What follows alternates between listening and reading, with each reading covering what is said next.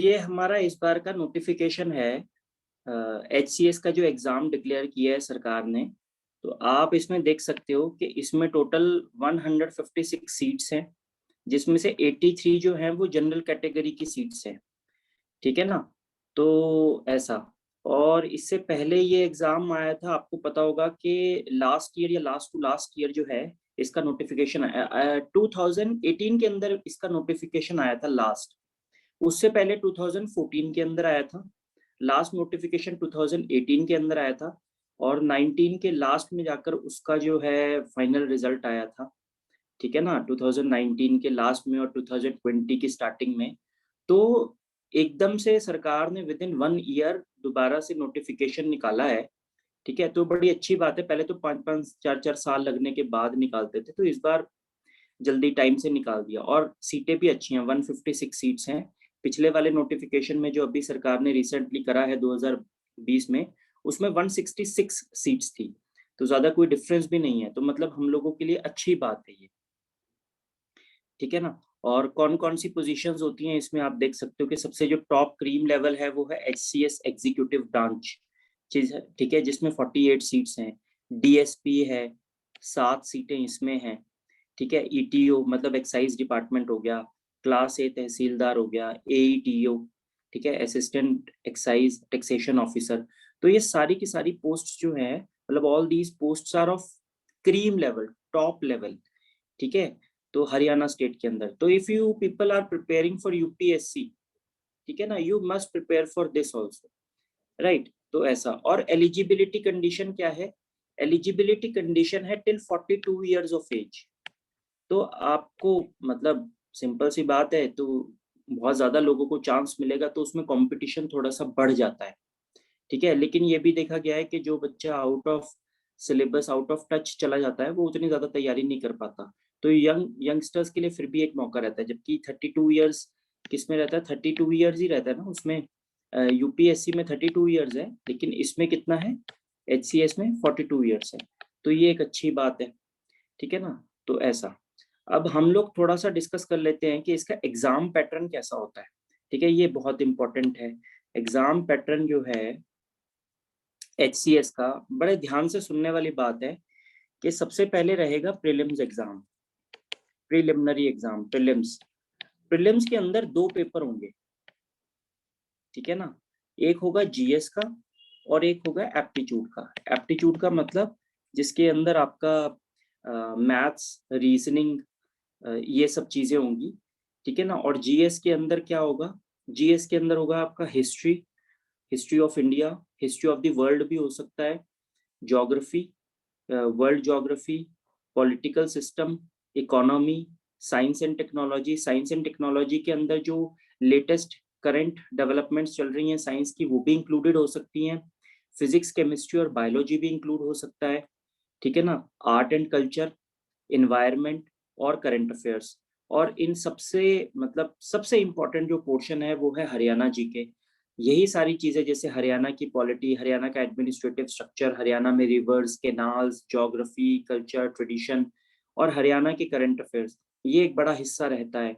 बड़े हिस्से का मतलब है कि मतलब करीब जैसे अगर 100 क्वेश्चन है, तो आप एक्सपेक्ट कर सकते हो कि 20 से 30 क्वेश्चन जो है वो हरियाणा के बारे में जो है वो रहेंगे। तो हमारे को हरियाणा की तैयारी जो है अलग से करनी पड़ती है जब हम HCS के एग्जाम की बात कर रहे हैं तो। ठीक है, अब ये पेपर कितने नंबर का होगा? ये होगा 100 नंबर का। और ये पेपर भी कितने नंबर का होगा? ये पेपर भी होगा 100 नंबर का। ठीक है ना। तो लास्ट ईयर जनरल कैटेगरी के लिए हम इन दोनों पेपर्स की बात करें तो 200 में से अराउंड 131 का कट ऑफ गया था। कितने का कट ऑफ गया था? 131 के आसपास का कट ऑफ जो है इनके लिए गया था। ठीक है, लेकिन इस बार एक डेवलपमेंट चेंज हुआ है। डेवलपमेंट ये चेंज हुआ है कि जो एप्टीट्यूड का पेपर है, अब ये केवल और केवल मतलब ये इसके मार्क्स ऐड नहीं होंगे। ठीक है ना, ये केवल क्वालिफाइंग नेचर का है, केवल क्वालिफाइंग नेचर का है। मतलब कि ऐसा है कि आपको 100 में से केवल 33 मार्क्स चाहिए। आपको इसमें केवल पास होने की जरूरत है। अगर आप इसमें पास हो जाते हो तो आपका जो है GS का पेपर मतलब तब चेक होगा और इसके बेसिस पर मेरिट बनेगी। मेरिट किसके बेसिस पर बनेगी? इसके बेसिस पर, यानी कि प्रीलिम्स अगर आप क्वालिफाई करना चाहते हैं तो आपको केवल और केवल इसकी तैयारी अच्छे से करनी है। अगर आपका ये थोड़ा बहुत ठीक भी है तो भी आपके मार्क्स 33% आ जाएंगे और आप सेफ हो जाओगे। ठीक है, तो असली तैयारी आपको जीएस की करनी है। और मेरा ये मानना है कि अगर आपको जीएस को क्रैक करना है तो कम से कम 65 to 70 मार्क्स लेकर आने पड़ेंगे, तब जाकर ये पेपर क्रैक होगा। उसके लिए आपको हर चीज की बहुत थॉरो तैयारी करने की जरूरत है। ठीक है, हम कहीं पर भी कोई खाना खाली नहीं छोड़ सकते। ये नहीं कह सकते कि मेरा ये पोर्शन वीक है, कोई बात नहीं। अगर आपको एक दो क्वेश्चंस के लिए भी आपने स्कोप खाली छोड़ दिया तो हो सकता है आपका एग्जाम क्लियर ना हो पाए, क्योंकि 65 to 70 मार्क्स का जो कट ऑफ है वो बहुत ज्यादा हाई है। ठीक है, मेरा थोड़ा सा एक एक्सपीरियंस भी रहा है कि एक कोई पेपर हुआ था लास्ट ईयर नायब तहसीलदार का, लास्ट टू लास्ट ईयर ऐसा, उसमें कट ऑफ बहुत ज्यादा हाई गया था। 90 तक का कट ऑफ गया था, शायद 85-90 का कट ऑफ गया था 100 में से। ठीक है, ऐसे ही जनरल क्वेश्चंस थे, उसके अंदर सब कुछ इंक्लूडेड था, एप्टीट्यूड भी एक ही पेपर में इंक्लूडेड था। तो मतलब कहने का ये है कि अगर आप केवल जीएस की तैयारी कर रहे हैं तो बहुत दिग्गज बैठे हुए हैं, आपको बहुत ज्यादा जमकर तैयारी करने की जरूरत पड़ती है। और अगर आपको जम के तैयारी करने की जरूरत है तो ये भी जरूरी है कि आपको सिलेबस का पता होना चाहिए। आप ज्यादा तैयारी ना कर लो और आप पीछे भी ना रह जाओ, आपको एग्जैक्टली पता होना चाहिए कि पैटर्न है कैसा। तो उसके बारे में हम लोग थोड़ा सा भी डिस्कशन करेंगे। ठीक है ना? कोई डाउट यहाँ तक? ये समझ आया आपको? प्रीलिम्स का पैटर्न समझ आया? प्रीलिम्स का पैटर्न समझ आया सबको? Yes sir. ठीक है, नेक्स्ट पैटर्न हमारे पास आता है, जब आपका प्रीलिम्स क्वालिफाई हो जाएगा तब आप पहुंचेंगे मेंस की स्टेज में। तो मेंस के अंदर क्या है? मेंस के अंदर एक पेपर होगा हिंदी का 100 नंबर का, एक पेपर होगा इंग्लिश का 100 नंबर का, एक पेपर होगा ऑप्शनल सब्जेक्ट का 200 नंबर का, और एक पेपर होगा जीएस का, जनरल स्टडीज का 200 नंबर का। तो टोटल मिलाकर कितना हो गया ये? 600। अगर आप लास्ट ईयर के एग्जाम्स तक की बात देखें, लास्ट ईयर तक, तो उसमें 2 ऑप्शनल्स हुआ करते थे। दोनों ऑप्शनल्स कितने कितने मार्क्स के? 150 नंबर के। और जीएस कितने का? 100 नंबर का। तो 150 और 100 ये हो गया 400, और प्लस ये 200। तो पहले भी पेपर 600 नंबर का होता था, अब भी। लेकिन अब इन्होंने एक रिफॉर्म लेकर आए हैं, बहुत अच्छा और पॉजिटिव रिफॉर्म है। यूपीएससी के बेसिस पर एचसीएस ने चलना शुरू कर दिया है। तो अब इन्होंने 600 नंबर का जो पेपर लेकर आए हैं उसके अंदर 1/3 जो है मार्क्स वो जीएस के हैं, 1/3 आपके ऑप्शनल के हैं, और 1/3 ही आपके इंग्लिश हिंदी लैंग्वेज के हैं। ठीक है, तो ये एक बड़ा रिफॉर्म है। ठीक है, लास्ट ईयर जो 600 नंबर था उसमें जनरल कैटेगरी का कट ऑफ था 325 मार्क्स। ठीक है ना? तो आप ये समझ लीजिए कि आप मतलब कोई बहुत ज्यादा ऐसा चेंज नहीं आया है, जबकि ये देखने में आया है वैसे कि जीएस के अंदर लोगों के अच्छे नंबर आए हैं और ऑप्शनल में भी ठीक ठाक नंबर आए हैं। तो हम लोग ये कह सकते हैं कि कोई ज्यादा डिफरेंस रहेगा नहीं, यानी कट ऑफ यही अपना 300, 350, 350 के आसपास, मतलब 300 से 350 के बीच में ही कट ऑफ रहने की उम्मीद है। ठीक है, इसी तरीके से ये चलेगा, राइट? तो हमारा ये एक पैटर्न होता है। तो हमारे को ऑप्शनल की और जीएस की जमकर तैयारी करनी होती है। जीएस की तैयारी तो हमारे यहाँ पर जो आप प्रीलिम्स की तैयारी करते हो उसके अंदर ही पूरी हो जाती है। एक और इम्पॉर्टेंट डेवलपमेंट है कि इस वाले जीएस के अंदर आपका हरियाणा का पोर्शन नहीं रहता है। हरियाणा पोर्शन इसमें नहीं रहता है। ठीक है, मतलब नहीं रहने का मतलब ये है कि कोई गारंटी नहीं दे सकते। एक आध क्वेश्चन आ भी सकता है, 2 4 5 नंबर का, 10 नंबर का। ठीक है, हो सकता है कि वो आ जाए, रिवाइज कर लीजिए, लेकिन नॉर्मली जो है वो रहेगा नहीं। ठीक है, जीएस का पोर्शन यहाँ पर कंप्लीटली फ्री होता है। ठीक है, जीएस के ऊपर ही होता है, इंडिया की जीएस, वर्ल्ड की जीएस, उसके हिसाब से होता है। लेकिन एक बात है कि यूपीएससी जितना टफ भी नहीं होता। अब एक बात प्रीलिम्स और मेंस के बारे में क्या है कि जो प्रीलिम्स है और जो मेंस जीएस है, ठीक है, किसी भी लेवल पर जो जनरल स्टडीज का लेवल है, जनरल स्टडीज का जो लेवल है वो यूपीएससी के कंपैरेबल कहीं पर भी नहीं है। यूपीएससी के कंपैरिजन में वो लेवल कहीं पर भी नहीं है, हालांकि सिलेबस वही है। मतलब आप ये लगा लीजिए कि जब आप, जैसे आप आईआईटी का एग्जाम देते हो, तो आईआईटी के एग्जाम का सिलेबस क्या होता है? वही होता है जो 12th क्लास के एग्जाम का होता है, ठीक है ना। जो 12th क्लास का सिलेबस होता है, 11th क्लास का सिलेबस होता है, वही सिलेबस आपका आईआईटी के एग्जाम का होता है, लेकिन लेवल बहुत हाई होता है। तो यहाँ पर क्या है, सिलेबस वही है जो यूपीएससी में होता है, लेकिन लेवल उसके सामने कुछ भी नहीं होता है, लेवल उसके सामने बहुत कम होता है। और प्रीलिम्स में बहुत सारे क्वेश्चंस होते हैं जो बहुत फैक्चुअल होते हैं, ठीक है। जैसे कि लास्ट ईयर के एग्जाम्स में क्वेश्चंस आए थे कि इंडिया की टोटल सी बाउंड्री कितनी है, और जो डिफरेंसेस थे वो 10-10 किलोमीटर के डिफरेंस कर रखे थे। मतलब जैसे 7516.6 है या 7506.6 है, तो आपको पता है कि करीब 7500 का किलोमीटर है, लेकिन आपको एग्जैक्टली हो सकता है ना पता हो, लेकिन इस बार आपको अच्छे से पता होना चाहिए। जियो स्टेशनरी ऑर्बिट के बारे में पूछा हुआ था कि कितने पे, 36,725 पर है, ठीक है, 36,743 पर है, मतलब बहुत क्लोज फिगर्स थी। तो आपको सबको पता होता है कि हम लोग नॉर्मली कह देते हैं भाई 36,000 किलोमीटर के ऊपर जियो स्टेशनरी ऑर्बिट पड़ता है, लेकिन एग्जैक्टली आगे की फिगर्स हम लोग नहीं याद करते हैं। यहाँ पर वो याद करने की जरूरत है, यूपीएससी के अंदर आपको कंसेप्ट याद करने की जरूरत है, ठीक है ना। तो इस तरीके से ये एक डिफरेंस है, ठीक है। तो ये एक फंडामेंटल डिफरेंस इसके और यूपीएससी के बीच में। तो आपका सिलेबस वही रहता है, लेकिन आपको उतना ज्यादा कॉम्प्लिकेटेड तरीके से, उतना ज्यादा डेप्थ में पढ़ने की जरूरत नहीं है। आप अच्छे से पढ़िए और बार बार उसको रिवाइज करिए फैक्ट्स को, आपका ये पेपर आसानी से क्लियर हो सकता है, ठीक है। तो मेंस के बाद जो अगला लेवल आता है हमारा, वो आता है इंटरव्यू का। तो इंटरव्यू, जिसको हम पर्सनैलिटी टेस्ट कहते हैं, तो उसके मार्क्स होते हैं 75। मेंस के मार्क्स कितने हुए? 600। टोटल कितना हो गया? 675। तो आपकी फाइनल मेरिट जो है वो 675 में से बनती है। फाइनल मेरिट आपकी कितने में से बनती है? 675 मार्क्स में से, ठीक है। इंटरव्यू और मेंस के मार्क्स को अगर आप मिला दें, ठीक है, उसमें। तो ये पूरा का पूरा पैटर्न रहता है आपका HCS का, ठीक है।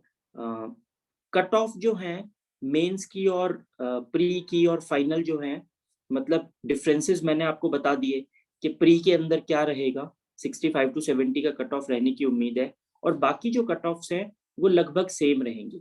तो इसके यहाँ पर जो फाइनल कट ऑफ था वो शायद, मतलब मुझे एग्जैक्टली याद नहीं है वो कितना था, शायद 380 के आसपास का कट ऑफ था जनरल कैटेगरी का। एग्जैक्टली मुझे ध्यान नहीं है। 325 प्री 325 मेंस का कट ऑफ था, और फाइनल कट ऑफ शायद 380 का था, कुछ ऐसा था, ठीक है ना। तो इस तरीके से यहाँ तक कोई क्वेश्चन आपको पैटर्न के अंदर कोई कोई चेंज या कोई क्वेश्चन आपके दिमाग में है?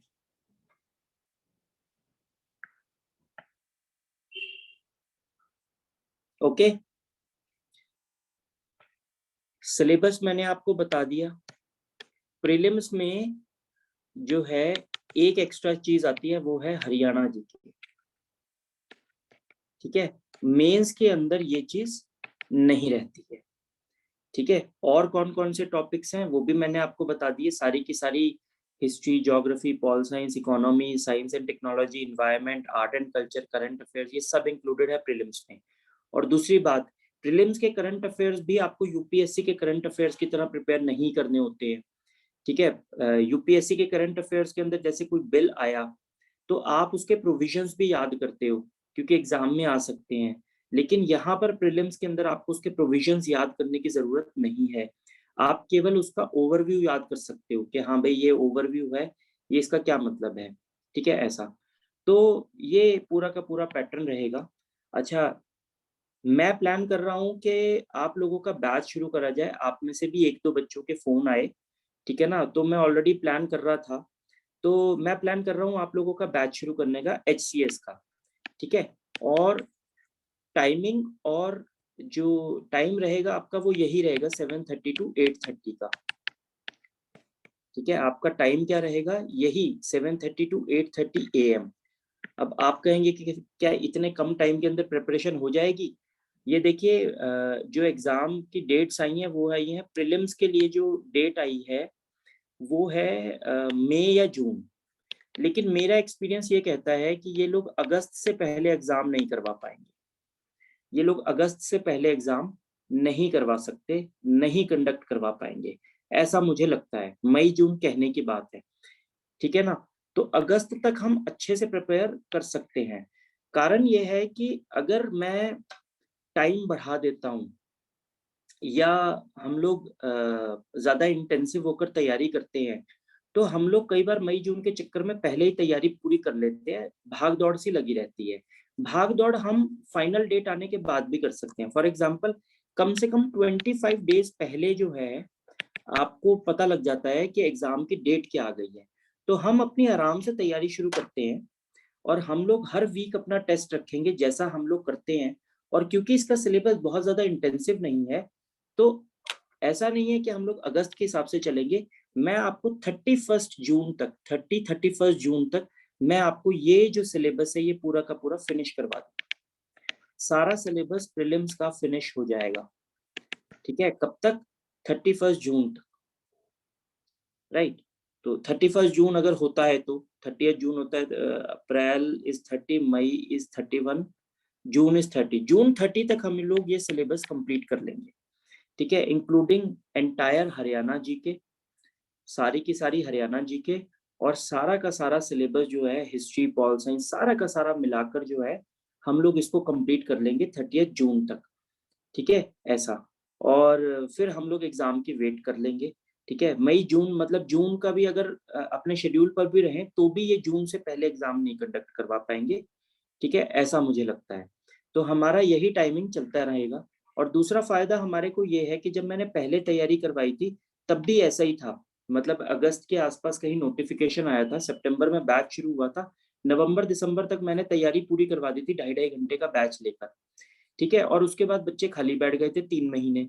अब क्या करें, ठीक है? और इस बार तो हमारे को एडिशनल बेनिफिट क्या है कि हमारे को जो एप्टीट्यूड है उसको हमारे को लग के तैयारी नहीं करनी है।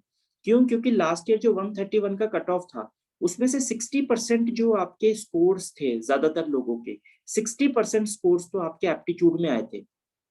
लेकिन इस बार एप्टीट्यूड का पेपर पूरे तरीके से क्वालिफाइंग है, तो आपकी सारी जान लगेगी प्रीलिम्स की तैयारी में, जीएस की तैयारी में, ठीक है? तो इसलिए मैं समझता हूँ कि 7:30 to 8:30 का टाइम जो हमारा चल रहा है, हम इसी टाइम में इसकी तैयारी शुरू करते हैं। हम इसी टाइम के अंदर इसकी तैयारी खत्म कर देंगे। जून 30 तक हम इसकी तैयारी कर देंगे, ठीक है ना? आप लोगों की फीस होगी 4,000 rupees per month, 4,000 per month. और प्री के बाद मैं एक सब्जेक्ट उठाऊंगा जिसकी मैं आपको तैयारी करवा सकता हूँ। वो सब्जेक्ट होगा पब्लिक एडमिनिस्ट्रेशन का। वो सब्जेक्ट कौन सा होगा? पब्लिक एडमिनिस्ट्रेशन का, जिसकी मैं आपको तैयारी जो है वो करवा सकता हूँ। उसकी भी फीस तब की तब देखेंगे हम कितनी फीस रखनी है। और जीएस का बैच आपका 4,000 पर मंथ में चलता रहेगा। ये बैच आपका मेंस तक चलेगा, जब तक आपकी मेंस की तैयारी पूरी नहीं हो जाती, ठीक है ना? जब तक आपकी मेंस की तैयारी पूरी नहीं हो जाती। लेकिन फर्स्ट फेज इसका प्रीलिम्स तक रहेगा। फर्स्ट फेज इसका कहाँ तक रहेगा? प्रीलिम्स तक। और मेंस वाला बैच हम लोग कब शुरू करेंगे? जब प्रीलिम्स का रिजल्ट आ जाए, ठीक है? प्रीलिम्स का रिजल्ट आने के बाद भी आपके पास 2 महीने होंगे। उस टाइम पे हमको केवल करंट अफेयर्स और प्रैक्टिस करनी है, तो तब हम लोग दोबारा इसके ऊपर स्टार्ट कर देंगे। और पैरेलली हम लोग पब्लिक एडमिनिस्ट्रेशन का बैच शुरू कर सकते हैं। रिजल्ट आने के बाद अगर बैच बना तो रिजल्ट आने के बाद, अगर प्रीलिम्स के बाद ही बैच बन गया तो प्रीलिम्स के बाद ही कर देंगे। पब्लिक एडमिनिस्ट्रेशन के बैच में ज्यादा कोई दिक्कत नहीं है, 2 months would be enough for us, ठीक है? वो तब की तब देख लेंगे। तो इसकी फीस है आपकी 4,000 rupees per month, prelims batch की, ठीक है? और हम लोग इसको बहुत सिस्टमैटिक तरीके से आराम से तैयारी शुरू करेंगे। कैसे करेंगे? जैसे कि मैंने प्लान करा है कि जैसे वीक 1 है, हम लोग नेक्स्ट वीक मंडे से इसकी तैयारी शुरू करेंगे। वीक 1 में हम लोग एंशियंट और मेडिवल हिस्ट्री पढ़ेंगे इंडिया की। वीक 2 में मैं आपको ज्योग्राफी ऑफ हरियाणा करवाऊंगा, ज्योग्राफी ऑफ हरियाणा। वीक 3 में मेरा प्लान है कि मैं आपको मॉडर्न इंडिया और मैं आपको आर्ट एंड कल्चर करवाऊंगा, और वीक 4 में मैं आपको हिस्ट्री ऑफ हरियाणा करवाऊंगा। ठीक है, तो ये मेरा वीकली प्लान रहेगा। वीक में 5 डेज आपकी क्लास होएगी, मंडे टू फ्राइडे, और सैटरडे को हर वीक आपका ऑब्जेक्टिव टाइप या सब्जेक्टिव टाइप जैसा भी है एक टेस्ट हुआ करेगा, ये देखने के लिए कि आपका ये टॉपिक प्रिपेयर हो गया है या नहीं। और उसमें क्वेश्चंस करीब करीब वैसे ही रखे जाएंगे जैसे कि आपके प्रीलिम्स के क्वेश्चंस होते हैं। ठीक है, मैं आप लोगों के साथ प्रीलिम्स का पेपर जो है वो भी शेयर करूंगा लास्ट ईयर का, तो आप उसमें देख सकते हो कि कितने क्वेश्चंस ज्योग्राफी के हैं, कितने हिस्ट्री के हैं, किस टॉपिक्स में से ज्यादा क्वेश्चंस आते हैं। आउट ऑफ एक्सपीरियंस हम लोगों को ये पता होता है कि कितने क्वेश्चंस किस में से आते हैं। ठीक है ना, तो ऐसा है, हिस्ट्री ऑफ हरियाणा में से कितना आता है, ज्योग्राफी में से कितना आता है, करंट अफेयर्स में से कितना आता है। तो ये स्टेप बाय स्टेप हम लोग तैयारी करेंगे, कोई हाय तौबा नहीं मचाने वाली बात है। ठीक है, आराम से तैयारी उसकी हो सकती है। फर्क क्या आता है, अगर यूपीएससी की तैयारी करो तो 1 घंटे के हिसाब से ये 1 हफ्ते में, मतलब 5 घंटे के अंदर आप एंशिएंट और मेडिवल नहीं कर सकते। ठीक है ना, इसको खुद ही इसको कम से कम 2.5 घंटे की क्लास के हिसाब से कम 10 सेशन चाहिए इसको, लेकिन यहाँ पर हम लोग 5 सेशन में, 1-1 घंटे के सेशन में हम लोग ये खत्म कर पाएंगे। ठीक है, तो ये एक फंडामेंटल डिफरेंस है यूपीएससी और एचपीएससी की तैयारी में। तो अगर आप दिल लगाकर करते हो, अगर आप अच्छे से इसकी तैयारी करते हो, तो हरियाणा सिविल सर्विसेज के अंदर बहुत अच्छी अच्छी जॉब्स हैं। ठीक है, मतलब एक्सट्रीमली गुड जॉब्स हैं। और सबसे अच्छी बात क्या है कि यूपीएससी क्रैक हो जाए तो उसका तो कोई मुकाबला ही नहीं है। ठीक है ना, और वहां के लिए आपको कॉन्फिडेंस बिल्डिंग होती है। बहुत सारे बच्चे जो होते हैं जो एचसीएस क्रैक करते हैं वो बाद में यूपीएससी के लिए भी जाते हैं। ठीक है ना, और दूसरी बात यह है कि मान लीजिए आपका यूपीएससी क्रैक फ्यूचर में नहीं होता, तो भी क्या होता है कि हरियाणा ना एक छोटा स्टेट है। हरियाणा क्या है, एक छोटा सा स्टेट है, तो आप घर से कभी बहुत ज्यादा दूर जाते नहीं हो। और यहाँ का पॉलिटिकल सिस्टम भी कोई बहुत ज्यादा वायलेंट नहीं है, अच्छा है, पीसफुल स्टेट है। ठीक है ना, तो आपको अच्छा अच्छा रहेगा, मतलब आपको मजा आता है। तो इसलिए अंडर एवरी सर्कमस्टांसेस जो है आपको कम से कम अपने स्टेट के सिविल सर्विस की तो तैयारी करनी चाहिए। ठीक है ना, तो ये मेरा सजेशन है। आपकी तरफ से कोई क्वेश्चन, कोई क्वेश्चन आपकी तरफ से? ठीक है, तो ये हमारा सेशन किसके बारे में था? ये हमारा सेशन था एचसीएस के बारे में। ओके।